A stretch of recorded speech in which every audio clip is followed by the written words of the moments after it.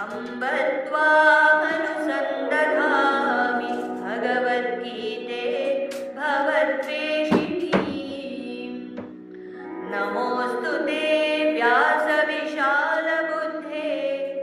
फुल्लारविन्दायतपत्रनेत्र येन त्वया भारततैलपूर्णः प्रज्वालितो ज्ञानमयः प्रदीपः प्रपन्नपारिजाताय स्तोत्रवेत्रैकपाणये ज्ञानमुद्राय कृष्णाय गीतामृतदुहे नमः।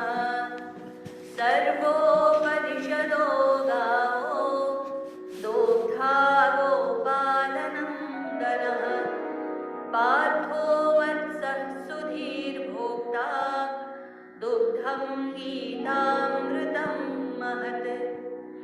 वसुदेवसुतं देवं कंसचाणूरमर्दनं देवकी परमानन्दं कृष्णं वन्दे जगद्गुरुम्। भीष्मद्रोणतटा जयद्रथजला गान्धारनीलोत्पला शल्यग्राहवती कृपेण वनी कर्णेन वेलाकुला अश्वत्थामविकर्णघोरमकरा दुर्योधनावर्तिनी सोत्तीर्णा खलु पाण्डवैरणनदी कैवर्तकः केशवः पाराशर्यवचः सरोजममलं गीतार्थगन्धोत्कटम् नानाख्यानककेसरं हरिकथा सम्बोधना बोधितम् लोके सज्जन षट्पदैरहरः पेपीयमानं मुदा भूयात् भारत पंकजं कलिमलप्रध्वंसिनः श्रेयसे। मूकं करोति वाचालं पङ्गुं लङ्घयते गिरिं यत्कृपातमहं वन्दे परमानन्दमाधवम्। यं ब्रह्मा वरुणेन्द्ररुद्रमरुतः स्तुन्वन्ति दिव्यैस्तवैः वेदैः साङ्गपदक्रमोपनिषदैः गायन्ति यं सामगाः ध्यानावस्थिततद्गतेन मनसा पश्यन्ति यं योगिनो यस्यान्तं न विदुःसुरासुरगणाः देवाय तस्मै नमः देवाय तस्मै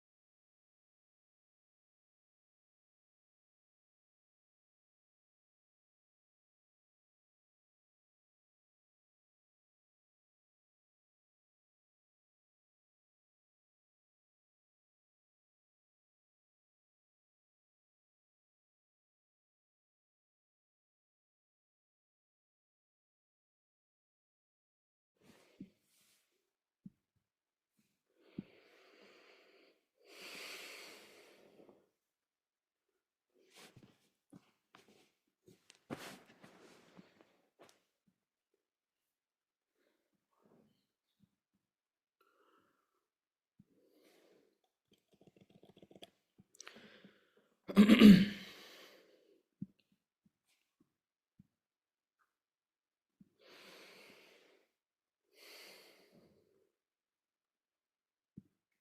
Om, everyone. Welcome. Hari Om, sir. Hari Hari Om. Om, sir. Hari Om. Hari Hari Om. You Hari both Om. Hari Om. class. Hari Om. Hari Om. Hari Om. Hari Sir, Om. good morning. Good morning, Indra. I can recognize your voice. Huh? I don't know where you are though.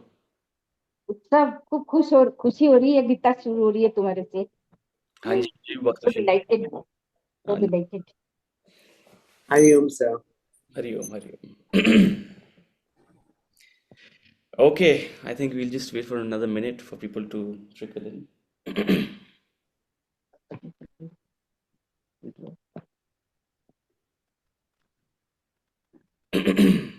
Video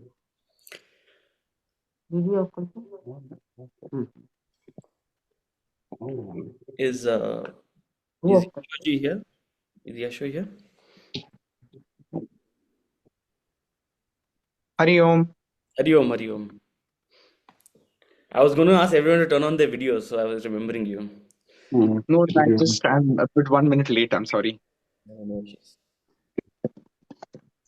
So, since we're starting a new class, let's.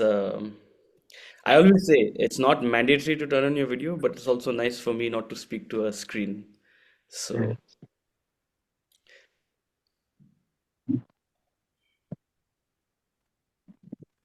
great. Okay, let's start.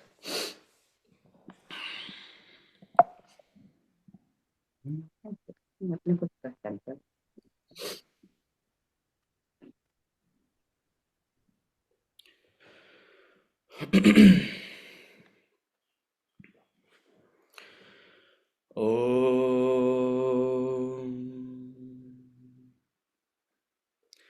Pratasmarami Hridhi Samsfuradaatmatattvam Satchit Sukham Paramaham Sagatim Turiyam Yat Swapna Jagara Sushuptamaveti Nityam Tad Brahma Nishkalamaham Nacha Bhuta Sangaha Tapobhikshina Papanam Shantanam Vitaraginam Mumukshunamapekshoyam Atmabodho Vidhiyate Bodhonya Sadhanebhyo hi Sakshan Mokshaika Sadhanam Pakasya Vahni Vajnanam Vina Moksho na Siddhyati.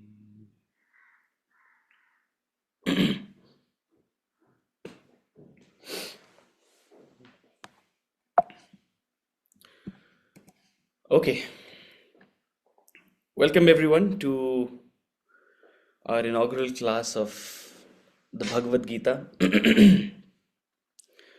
So, for those of you, some familiar faces, some new faces, we are starting a journey, and I don't want to sound daunting in any way, but it is going to be a little bit of a long journey.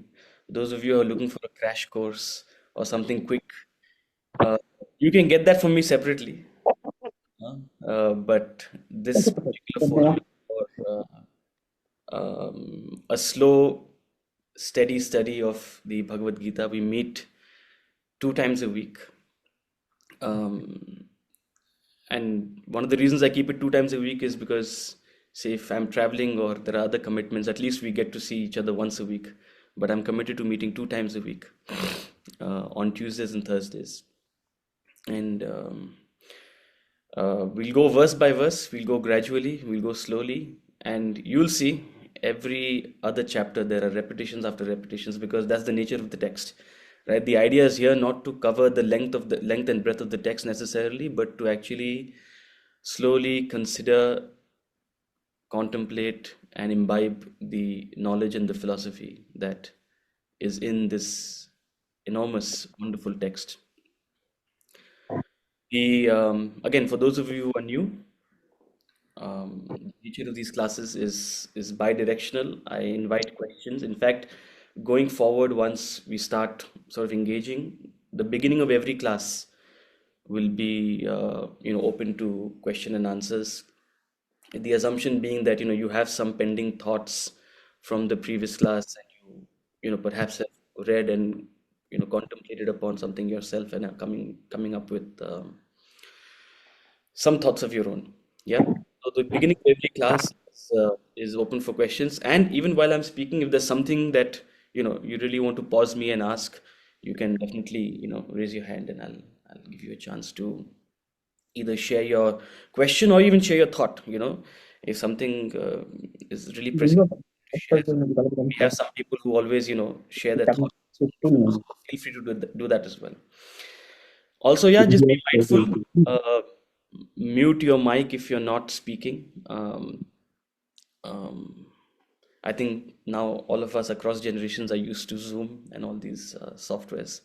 So let's be mindful of that, not to disturb class. Okay, so a little bit about myself before we embark on this study. So my name is Utsav Kothari. I I'm just about 33, and I live in Gurgaon with my wife and two dogs. Uh, and born and brought up in Calcutta, and I studied in Calcutta. I grew up in Calcutta, and then I went to the United States to study my undergraduate. Graduated in mathematics, and thereafter began my journey with Vedanta, which is what we are meeting for today. So back in 2009-10, I got introduced to Vedanta, and then properly in 2014 is when I joined the Vedanta Academy.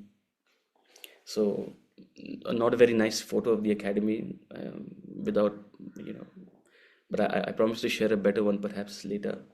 But this is a last minute, something I thought I should definitely share about the academy. So the Vedanta Academy is in Malavli, Pune. It's a resource for it's a university for Vedanta in simple terms, right? It's a residential course that is held out there for students. People can come visit for however long they want, but there's also a sort of a parallel course running for students who are committed to studying Vedanta. So I spent about 3.5 years at this place. You can think of it as a postgraduate, or however you want, although there's no official degree. We got a diploma in Vedanta philosophy, but definitely some of the most formative years, and helped set the foundation of Vedanta in my life. And since then, since graduating from there in 2017, um, we've been conducting classes. So the last 7.5 years, I've been teaching this philosophy as well. And as I always say, teaching is the best way of keeping my own study going, keeping my own learning going. So I'm indebted to all of you to give me a chance to start this class again. It keeps my own learning and my own engagement with this wonderful text and this wonderful knowledge. This is a photograph of my guru, Swami Parthasarathi. He is the founder of the Vedanta Academy, and he's 97 years old. He's still alive, well and kicking. He lives at the Vedanta Academy. He shuttles between Vedanta Academy and Pune mostly. And I had the privilege of studying under him, under his tutelage. Rare is that occasion to learn directly from a guru, and we are indebted to him for the entire wealth of knowledge that he has shared.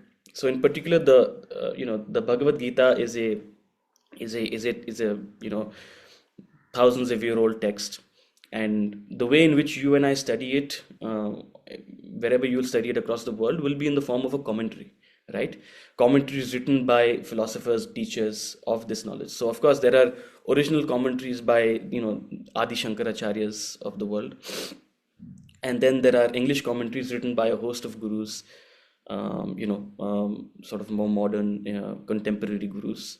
So the version of the Bhagavad Gita we will be studying is the commentary by Swami Parthasarathy. The text is the same. It's all the same 701 verses, and the commentary we'll be studying has been authored by Swamiji. And you'll see through the course of our study how simple and relevant he has made it to our lives. So again, we indebted to him for his incredible contribution. Okay, so we're not starting the Bhagavad Gita today. Okay, I know you're all here at 7 o'clock in the morning thinking, oh my God, I'm going to start studying the Bhagavad Gita. But before we get to that, there's always an invocation, like we chanted an invocatory prayer at the beginning of class. Think of it as a preface to a book, right? This incredible text, the Bhagavad Gita, deserves a fitting introduction. So we'll start with the Gita Dhyanam. Some of you who joined in the couple of minutes before class, you heard a chant. That was the Gita Dhyanam. The Gita Dhyanam is an invocatory prayer to the Bhagavad Gita. It's sort of an introduction, someone sort of setting the tone. It was written by Madhusudan Saraswati. So it's not originally from the Gita text, but as tradition goes, before you start the Bhagavad Gita, you chant it. And since we're here not only to chant but also to study it, we will spend this first class going through the verses of the Gita Dhyanam. It helps set the tone. Okay, but before I jump into the Gita Dhyanam, I want to talk to you about Vedanta. Many of you are familiar with this term, some of you may not be. I'm here to study the Bhagavad Gita. What is Vedanta now? Vedanta is a very common name in our culture. Pretty much every third boy in India is named Vedant. I can see some Vedants out here also grinning. I think my mother wanted to name me Vedant also. That would have been ironic, but my grandfather chose to name me Utsav. So Vedant, it's a loaded word, and you should be proud that your name is Vedant, right? Or for all the Vedants out there, Vedanta is the philosophy of this land. Okay, the core philosophy that sets the worldview of this entire culture, this entire tradition, this entire body of knowledge that informs our culture, our beliefs, our ideas, our philosophies, is packaged in this word called Vedanta, right? It's made up of two words, Veda, which means knowledge, and Anta means end meaning culmination, right? So Vedanta is literally the culmination of knowledge. It's a comprehensive body of knowledge, a comprehensive knowledge of life and living. And it's not any knowledge, it's not mundane knowledge, it's not knowledge which is relevant to some and not relevant to others. It is a comprehensive knowledge of life that is relevant to all human beings, regardless of whether you're a Hindu or a Christian or a Muslim or an atheist or whatever you are, right? And whether or not you are informed in it or not, it's a knowledge that is relevant to you, and that it's a knowledge whose subject is you, right? Just as the subject of history is sort of our events, and subject of mathematics is theories and equations and all these things. The subject of Vedanta is you, the individual, and how the individual ought to live in the world, how the individual meets the world. More than shoulds, it is actually it's a study of the individual nature, right? So what is this individual? What are they made up of? What is our mind? What is our intellect? What are desires? What is our purpose? All these are questions that Vedanta addresses. Fundamentally, who are you? Right? That is perhaps the most important question that Vedanta addresses, and that's going to be a central theme in everything that we study. So, it's a scientific exposition of sort of life's principles. It's a study of how life works, right? And as I said, there's very little shoulds. This is not a moral science, right? No one's going to sit here and tell you what you should or should not be doing. Vedanta is least interested in being a moral science. It's a scientific exposition of how life works, right? And that's one of the perhaps reasons we study Bhagavad Gita so slowly and gradually, because it's a gradual exposition of this Vedantic philosophy. So the philosophy of the Bhagavad Gita is Vedanta, right? So through this, inform your worldview, build your capacity to think, sharpen your intellect, and manage your life. That's the purpose of the Bhagavad Gita, right?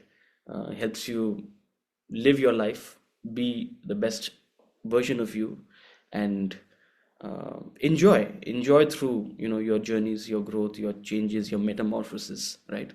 That's Vedanta in a nutshell. Okay, so I'll jump to the Gita Dhyanam. Any questions so far? Please pause me, ask me anything you'd like. The first couple of classes are quite monologish, which makes me feel a little weird sometimes. So if you have any questions, you may please ask.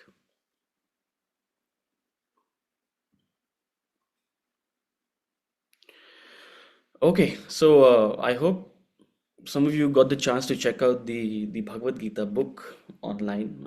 If you bought the Kindle version, that is the easiest, and you get it immediately. And if not, you can always buy a paperback version, or the binded version that comes. It will come to you in a couple of days, hopefully, from Amazon. Okay.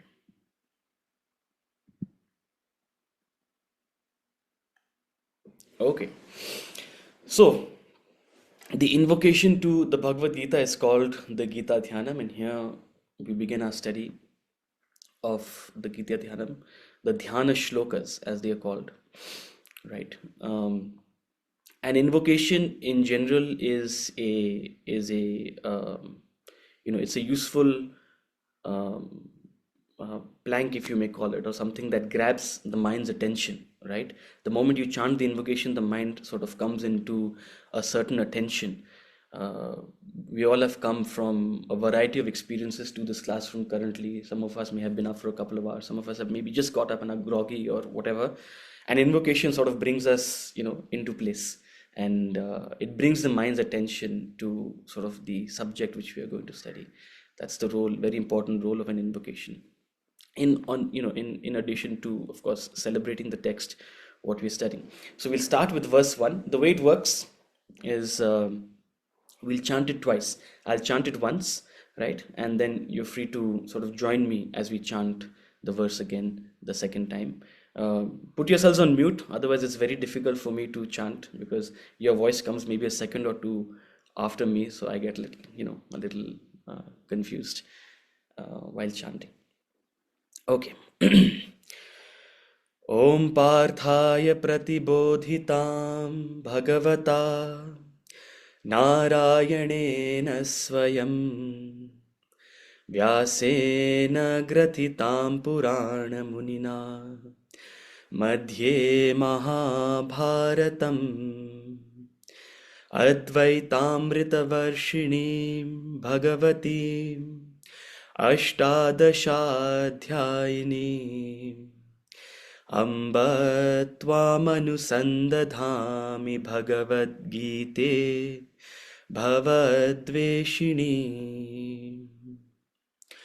Om Parthaya Pratibodhitam Bhagavata Narayanena Swayam Vyasena Gratitam Purana Munina Madhye Mahabharatam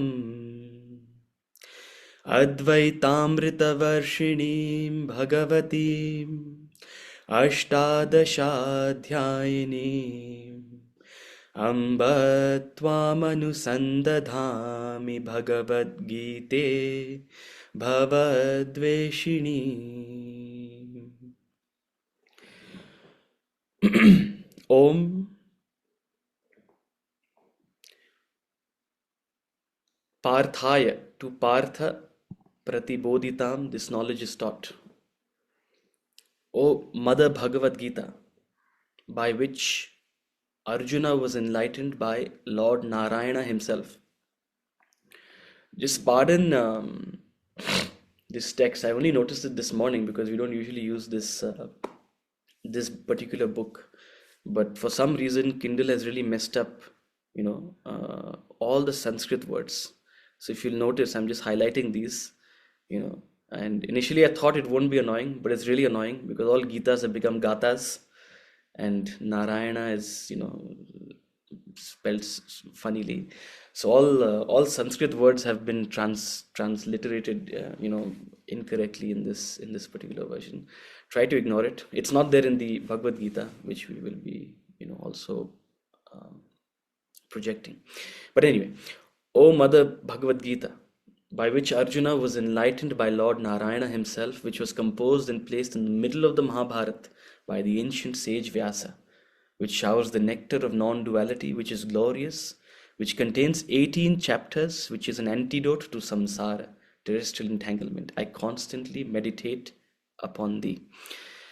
The first verse of the Dhyana Shlokas is a celebration of the Bhagavad Gita itself. This text was written by these shlokas were written by Madhusudan Saraswati in I think the 14th century, if I'm not mistaken, 15th century.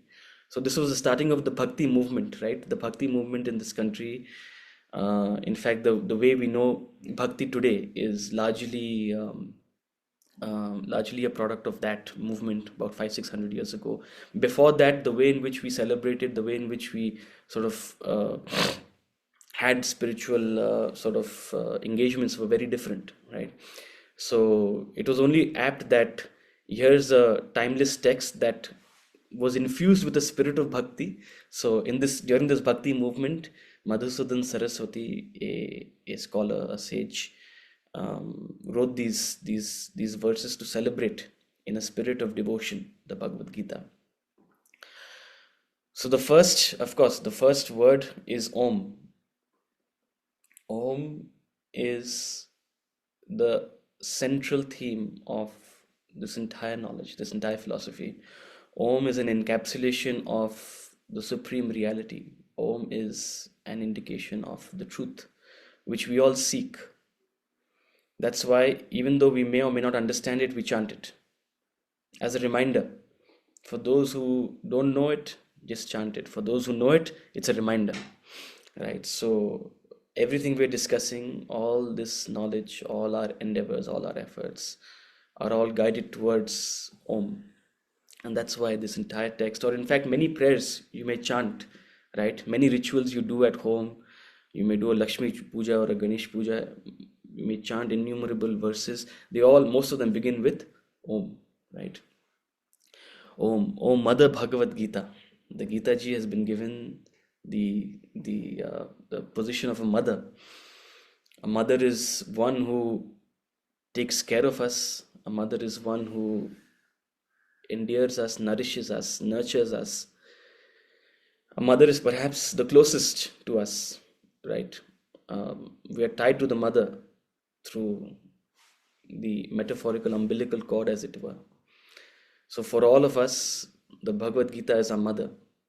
Its knowledge nourishes us, it sustains us. And I keep repeating it, because I'm convinced of it. And hopefully you will be also through the course of your study. O Mother Bhagavad Gita, by which Arjuna was enlightened by Lord Narayana himself. So as some of you may know, the Bhagavad Gita is a conversation between Arjuna and Lord Krishna, right? It was given in the middle of the battlefield of the Mahabharata, which just one second. Yeah, you can see my screen. No, you can't see my screen. Okay, so the Bhagavad Gita is a conversation between Arjuna and Lord Krishna, right? And in the middle of the battlefield, and what happens is that Arjuna collapses in the middle of the battlefield at the 11th hour of battle. Now there's a little bit of a history to this, right? So Bhagavad Gita it comes in one of the chapters of the Mahabharata. So it's not the beginning, it's quite in the middle, right? In fact, it's in the second half, if one would say. of the Mahabharata, right? And there's a lot of history that has happened, right? The entire story of the Mahabharata has sort of intertwined through various ups and downs, and the Kauravas and the Pandavas have been through, a lot of drama. And this battle, we're not really interested in the details of that. That's not relevant to our class out here. But the battle was not something that just came up overnight, right? It was something that was instigated, quite instigated by the Kauravas, in fact. And the Pandavas actually tried to avert war. They tried, negotiations. They tried to compensate. They tried to compromise. In fact, Lord Krishna himself, who was, you can think of as someone who was trying to mediate between the two parties, actually offered, a real good compromise to Duryodhana, who was a Kaurava. And in his arrogance, Duryodhana refuses it. And a lot of, terrible things that the Kauravas did do to the Pandavas out of sheer jealousy, selfishness, etc., etc. So, point is, this battle has a history, right? And it was actually instigated by the Kauravas. And here you have Arjuna. So it's a battle between two clans, two brothers, actually, two cousins, two families of two cousins. And for a variety of reasons, you have, a lot of the cousins as well as the gurus and the teachers and other, associates on the side of the Kauravas, because they are the, for whether it's right or wrong, they were the rulers of the dynasty, the Kuru dynasty. And so the Pandavas, had to fight against not only their cousins, but a lot of their teachers and all sorts of things. People who were, in some ways they chose to be at the Kaurava side, and in some ways they were bound to be them. So this battle has that sort of, history, and what, everyone is really geared up. In fact, Arjuna, even the day before battle, he's, sort of motivating others that, we've come a long way and this is something we have to do and we have to fight. So Arjuna is in the middle of the battlefield, and he tells Lord Krishna, it will come in the Bhagavad Gita when you study it. He tells Lord Krishna, take me to the middle of the two armies. Sena yor ubhayor madhye. In the middle of the two senas. Sena madhye. In the middle of the two armies. And in the middle of the two armies, Arjuna is surveying his opponents, the Kauravas. And immediately his sight turns from seeing his enemies, seeing his rivals, to seeing his cousins, seeing his teachers, seeing his uncles and all sorts of other people who he's associated with, and he collapses. His body starts trembling, his hair is standing on its end, his mouth is parched, his limbs are knocking, he can't do anything. And in fact, the entire first chapter, see, if you ask me, Bhagavad Gita is supposed to have 18 chapters, right? The first entire chapter is spent by Arjuna blabbering. See, usually when we first come into an emotional state, right, when we are overcome by strong emotions, we first try to justify it by appearing very wise. We try to convince others that yeah, these are the reasons I'm doing this, and this is why I should be doing this. We don't acknowledge our emotional difficulties. We are not in a position. We have to go through a lot to be able to actually surrender to someone, right? Our first reaction to any emotional situation is sort of presenting a farce of some kind of surety or confidence, and that's what Arjuna displays in the first chapter. He is lecturing Lord Krishna. He is lecturing Lord Krishna in the first chapter, right? The first chapter we study not for its knowledge but for its psychology. So paralyzed by his own emotions, attachments, his fears, his delusions, he starts lecturing Lord Krishna on a variety of things, and he says some funny stuff, he says some real funny stuff which we will study in the first chapter, and he lays down his arms and refuses to fight. He's like, I'm not going to fight. And then in a couple of moments he's like, Lord Krishna, help me. Krishna, help me. I can't do it. So then Lord Krishna guides him with the knowledge. So chapter 2 to 18 is this conversation between Lord Krishna and Arjuna. It's mostly Lord Krishna who's speaking, right? And the entire philosophy of the Bhagavad Gita is packed between those 17 chapters. And as a result, Arjuna is resurrected. He goes on to lead the army he wins the Mahabharata. I mean, they win the Mahabharata, and the rest is history. So there's a symbolism to this, of course. The battlefield is the world, and the war is the challenges, the inevitable challenges of life. Some of which you may have asked for, some of which you may not have asked for, right? Some challenges you bring upon yourself by your own stupidity, and some challenges are what life throws at you, right? Um, you may not have asked for it, but those are the cards you've been dealt. And Arjuna is you and I. You and I are, Arjuna in this world who's trying to navigate these challenges, who's trying to address these challenges. And of course, Lord Krishna symbolizes the knowledge, the teacher, Bhagavad Gita, is symbolized by Lord Krishna. And the idea is that you and I need to utilize this knowledge of life and living to address the challenges of life and sail through it and have a good life, right? So that in a nutshell is the symbolism of the Bhagavad Gita.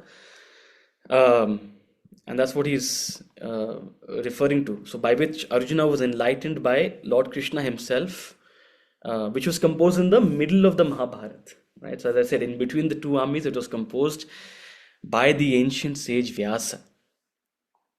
So the author of the Bhagavad Gita, the author of the Mahabharata, in fact, the author of, say, the Bhagavad Purana as well, is this incredible sage called Krishna Dvaipanya, Vyasa, right?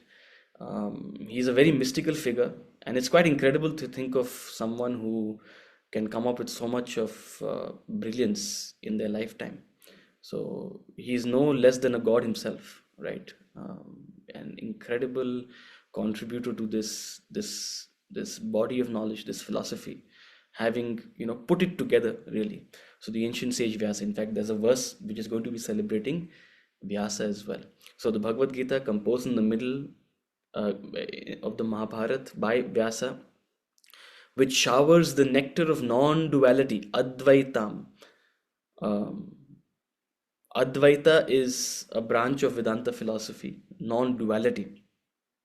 Ultimately, the message of Vedanta is to resolve the mystery of life and to show you the oneness of all beings, the oneness of all things.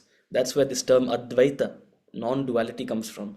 Right now, you and I are living in a pluralistic phenomenon. You see demarcations and differences, you see separations, and as a result of which you have an ego which is placed at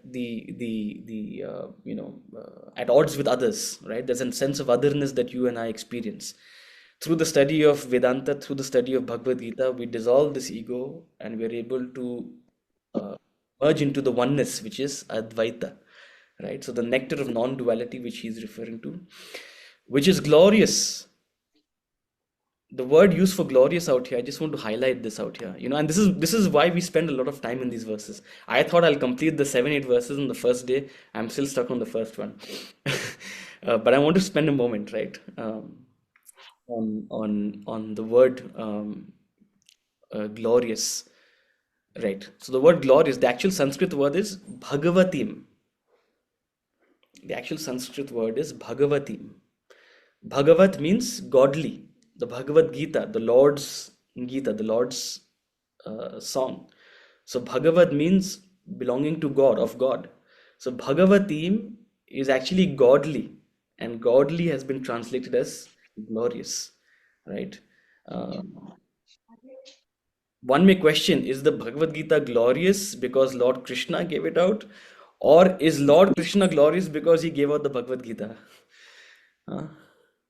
It's a question worth pondering upon. Is the Bhagavad Gita glorious because Lord Krishna gave it out? Right? Do we call it the Bhagavad Gita because it is Lord Krishna who is giving out the Bhagavad Gita? Or is Lord Krishna great because he gave out the Bhagavad Gita?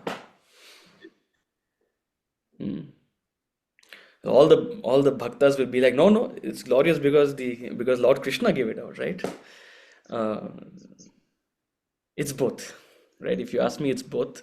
In fact, one who knows the Bhagavad Gita, one who is able to imbibe it, one who is able to live it, and of course share it with others, is Krishna himself.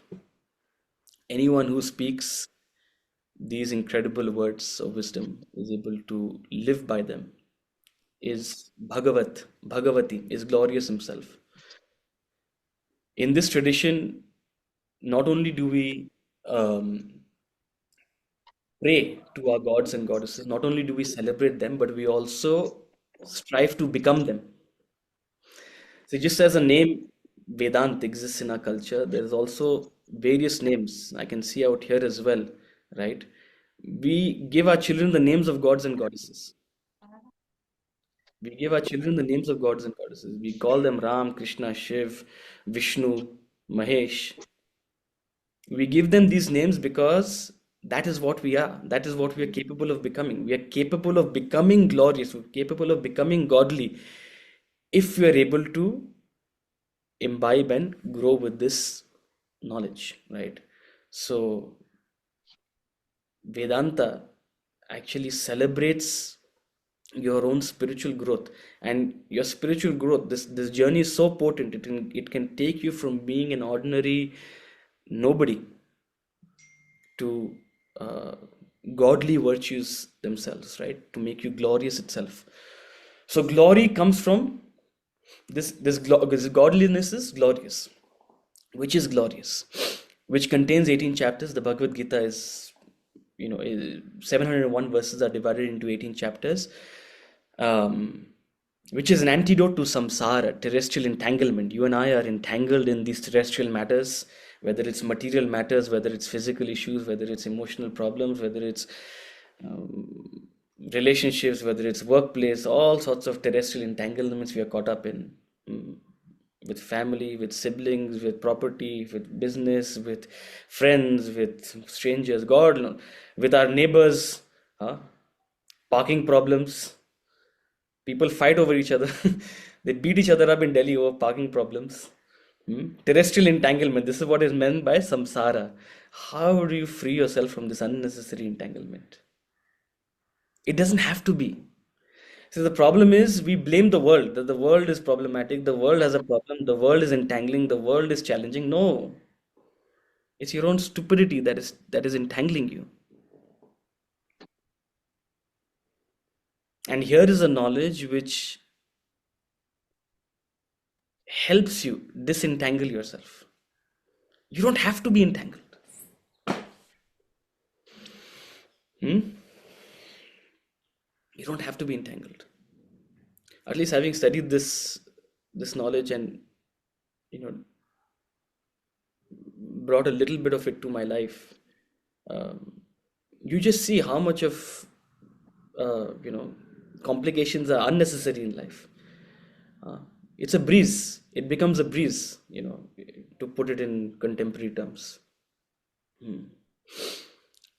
So this entanglement you have been caught up in because of your own mind and the way in which it relates to things and beings, the way in which your mind relates to people, the way in which your mind relates to situations, the way in which your mind relates to things. You develop a sense of attachment, you develop a sense of mindness, you develop a sense of ego in everything that you do and meet. Now, how to disentangle yourself? This is the subject, right? I told you in the beginning of class that the Bhagavad Gita, the subject is you. This is the subject, right? So, how to disentangle yourself? Thread by thread. That disentangling cannot happen rapidly. It cannot happen in the 11th hour, right? It has to happen when you are in a relatively calm and poised place, and you slowly have to, take out the threads, take out the knots, and disentangle yourself, right? I constantly meditate upon this. So this is what we are embarking upon, a journey of the Bhagavad Gita to study, to meditate upon this incredible knowledge which is given to Arjuna by Lord Narayana himself, by Lord Krishna himself, this glorious knowledge of 18 chapters, which helps you and me navigate through life and disentangle ourselves, enjoy life. The verse number 2. नमोस्तु ते व्यास विशाल बुद्धे फुल्लारविन्दायत पत्र नेत्र येन त्वया भारत तैलपूर्णः प्रज्वालितो ज्ञानमयः प्रदीपः नमोस्तु ते व्यास विशाल बुद्धे फुल्लारविन्दायत पत्र नेत्र येन त्वया Bharat तैलपूर्णः प्रज्वालितो ज्ञानमयः प्रदीपः. Salutations to you. Namostute. Namah te. Salutations to you. O Vyasa. Vyasa Vishala Buddhe. One whose buddhi is Vishal, grand, glorious. Namostute, O Vyasa Vishala Buddhe. Phullara Vinda Yata Patra Netra, whose eyes were as large as petals of a full-blown lotus, who lit the who lit well the fine lamp of all knowledge, filled with the oil of Bharata. See, this is poetry. Okay, you have to reorient yourself today. These first two classes, perhaps reorient yourself.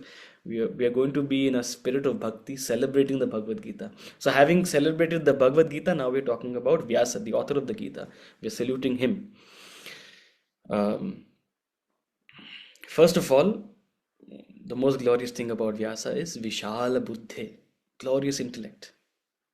Someone at such an age, in a few decades, can compose and compile this entire breadth of knowledge.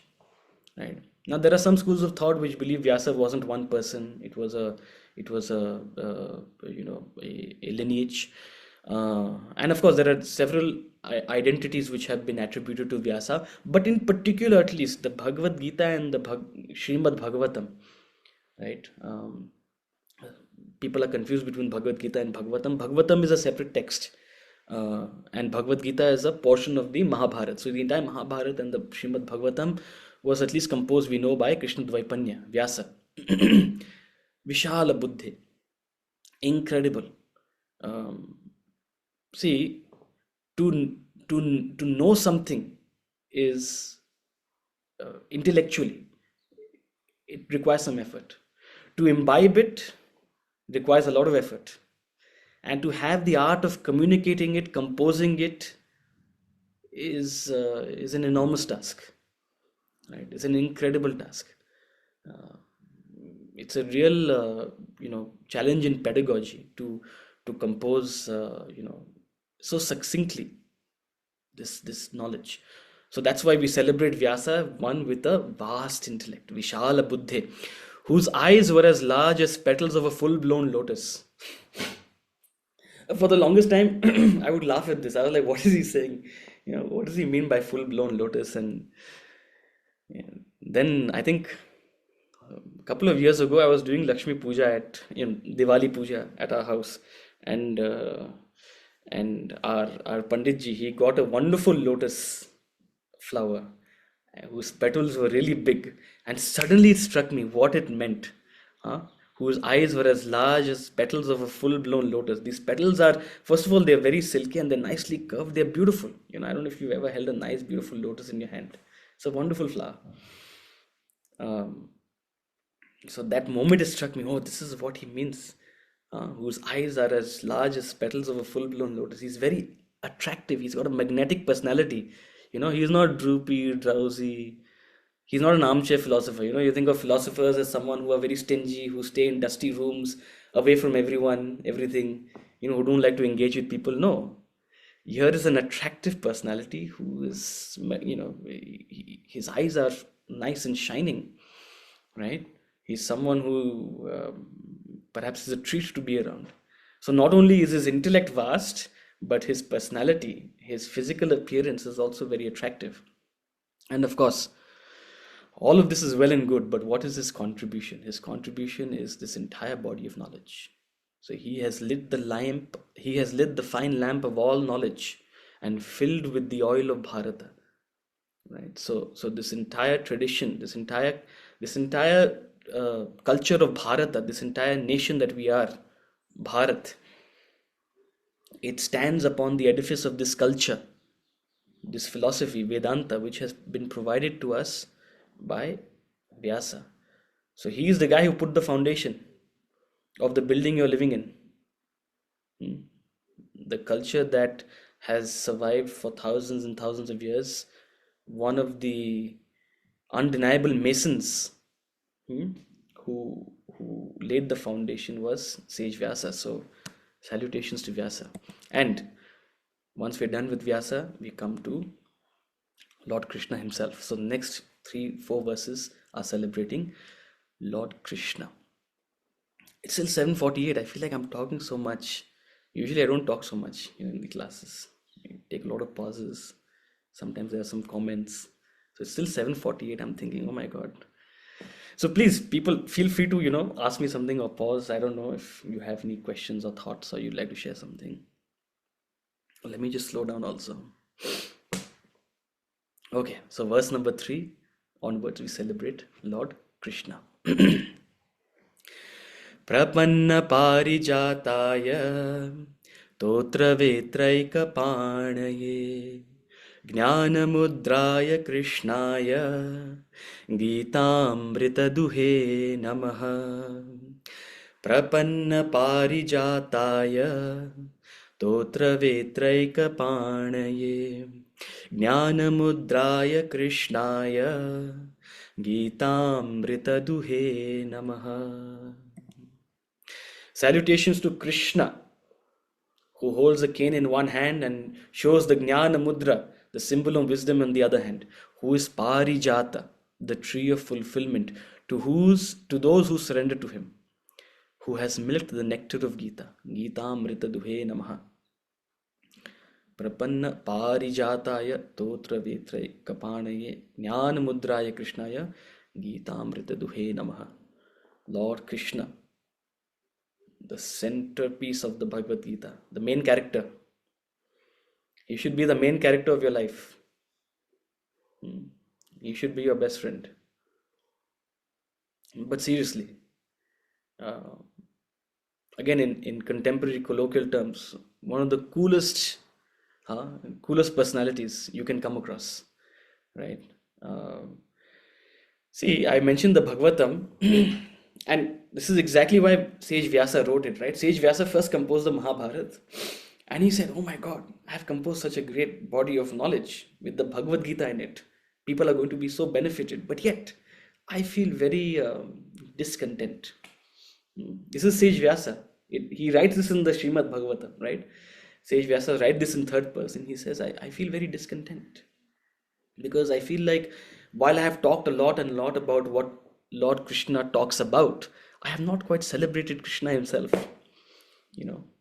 I have not enjoyed the glories of his life and explored in all dimensions the variety of experiences he had to share with us.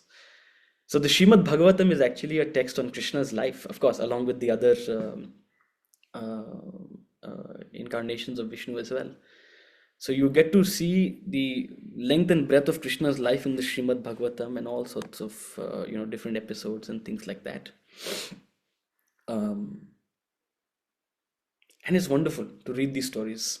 Here's a sort of all-rounded personality who's so attractive. He's the naughtiest of naughtiest. He's straightforward. He's smart. He's wily. He's diplomatic. He's good at negotiations. I mean, he has all dimensions to him. If he was amongst your friends, he'd definitely be the one standing out, right? So, salutations to that Krishna, who holds a cane in one hand and who shows the Jnana Mudra, the symbol of wisdom, on the other. This is very symbolic. The cane, he was a cowherd, right? He literally had not a shepherd, a cowherd. In our country, we don't have sheep, we have cows mostly. So we have cowherds. So he had a bunch of cows which he used to take out to graze. So he used to have a cane in the hand to manage them, to protect them, right?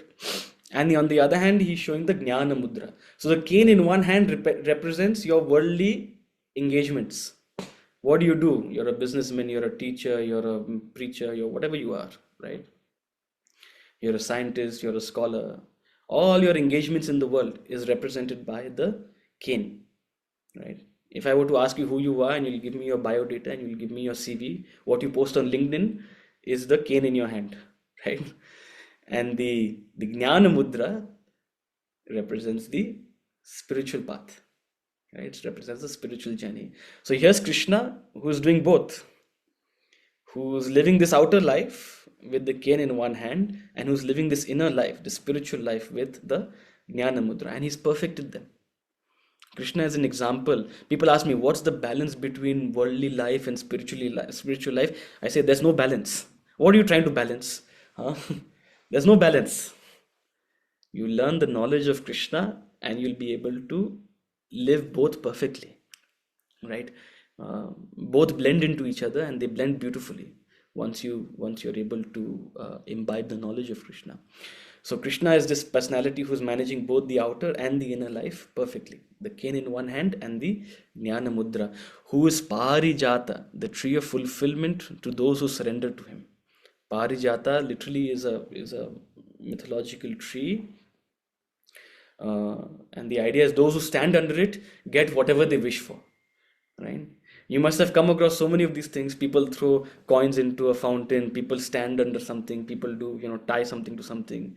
I was just in Japan a couple of months ago. There they have a big tradition, you tie these things, or you write something and you post it there, and you make a wish and it'll come true. All sorts of things. We have these mythologies of these symbolical things. So Parijata is one of those mythological trees. You stand under it and you'll get whatever you wish for, right?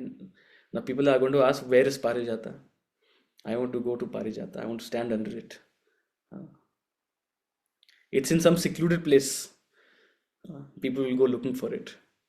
And if you say this tree is Parijata, then soon people will be flocking to it. There'll be an airport that opens. Everyone will go for their weekend getaways to Parijata.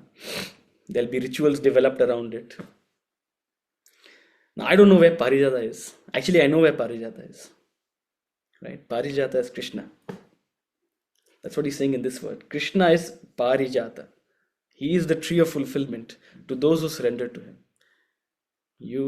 Again, what is the surrender? That surrender is devoting yourself to studying the knowledge, his knowledge.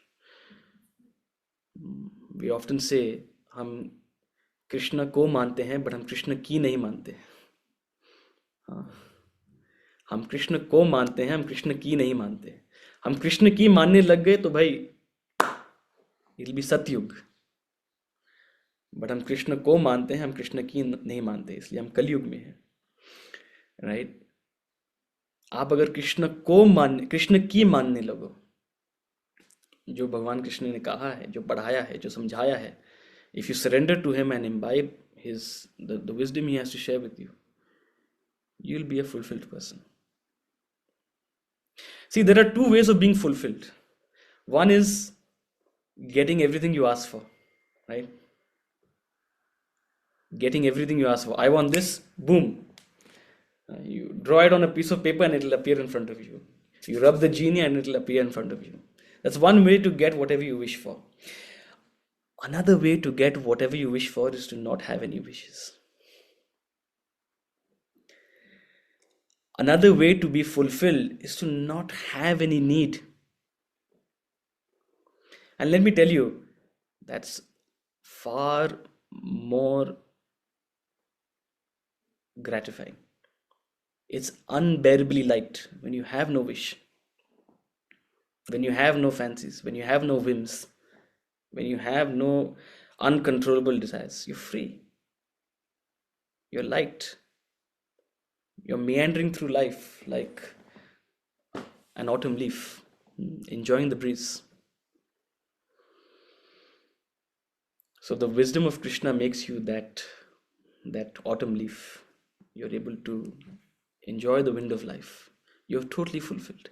So if you surrender to Krishna, you enjoy the benefits of Parijata. And where is this knowledge? This knowledge is in the Bhagavad Gita. He has milked the nectar of the Gita. So he's quite literally going with the symbolism of him being a cowherd. He has milked the nectar of Gita from Mother Gita, right? And where's the Gita come from? The next verse. Wonderful verse. Verse number 4. We'll end with this verse. I'm conscious of time. I'll not take up too much time. Verse number 4.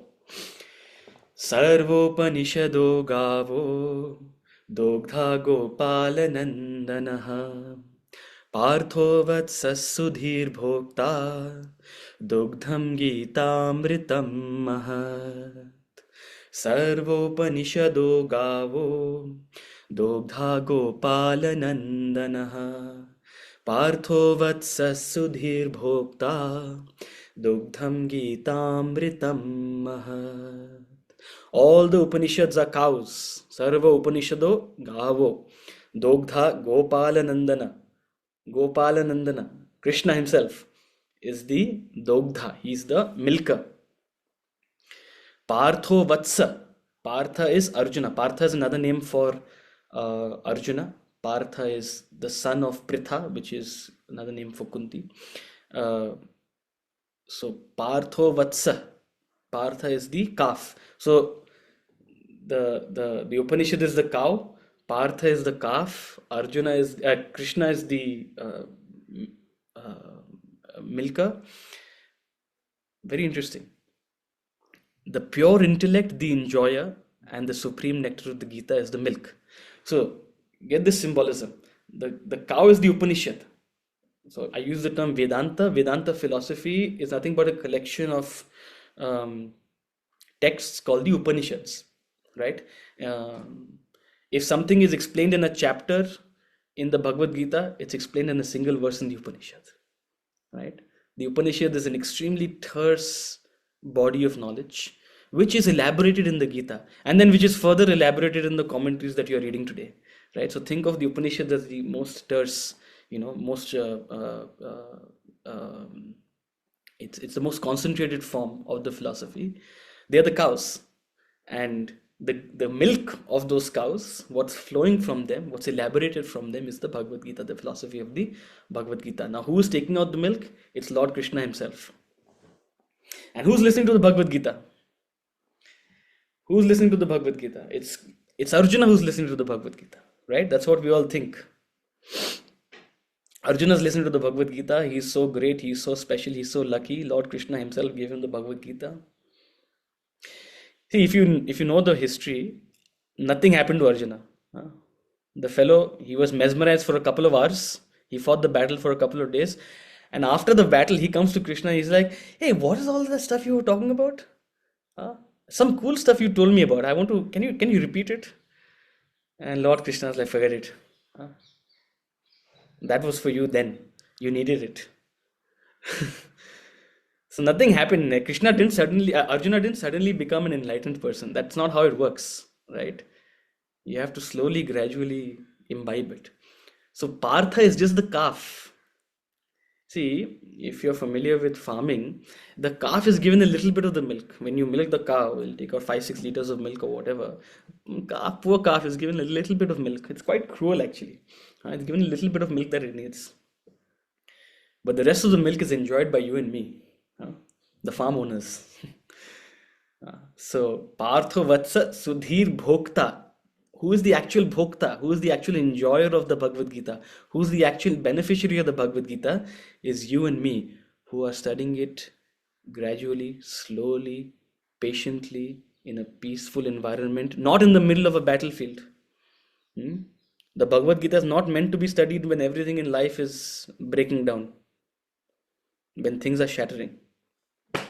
Only when you're in a calm state of mind, when you're composed, when things are mota moti good. Mota moti, right? Wonderful term we have, mota moti. Not many complaints. When you're relatively okay, in an okay place, that's when you are in a position to best soak in this knowledge, right? So Arjuna is just the calf. You and I are enjoying it. So may we enjoy it through the course of our study over the next, God knows how long, hopefully about 2 years. We're just stepping into it. So let us enjoy it. Let us make it a wonderful process. Keep engaged. Be as regular as you can. Needless to say, we'll meet here again on Thursday at 7 a.m. So we'll conclude class out here. I'm conscious of time. In case there are any questions, I'm just going to leave it open to any questions or queries or anything anyone would like to ask for the next couple of minutes. I have a question. Yeah, just raise your hand and I can. Let's see who it is. No, on Zoom I meant. Is it Rashmi? Yeah. So you said that you should follow this course only when life is mota moti. Why would you say that? No, you should live this knowledge. See, what I meant to say is, again, I didn't elaborate it for a paucity of time, but most people come to this knowledge when, and I'm very glad a lot of you have come just that reading about this flyer. But most people have the conception that this philosophy is meant for people either if they're too old or if something is wrong in life. Hmm? You've heard the story before. I'll share it for others. When I went to the Vedanta Academy, first of all, I didn't keep in touch with anyone for several years. So they thought, what had happened to this guy? He suddenly disappeared from the face of the earth. And when I came back, people were like, was everything okay? You must have been going through something, no? You must have been in a deep, dark place. So, people's association with knowledge, and when do you seek out a Guruji? Guruji, please come. He's really struggling at home. Arey Baba, when someone is struggling, particularly emotionally, they don't need knowledge. In fact, knowledge will not help. They need a sahara. They need some emotional cajoling. They need to be brought to a place of relative calm. In fact, that's demonstrated in the Bhagavad Gita. Arjuna, in the middle of the battlefield, he asks Lord Krishna for knowledge. Lord Krishna doesn't say anything. Not until he actually pleads. Right? In the beginning, Lord Krishna sees that Arjuna is in a very agitated state of mind. He doesn't say a word. Because when you're agitated, when you're troubled, when you're disturbed, when you're going through a lot of tension, that's not when you need knowledge. That time you need time to cool. You need a glass of cold water. You need some sort of emotional reassurance, right? When when you're relatively calm, when you've come to terms with your situation, with your environment, that's when you start taking in knowledge. Right?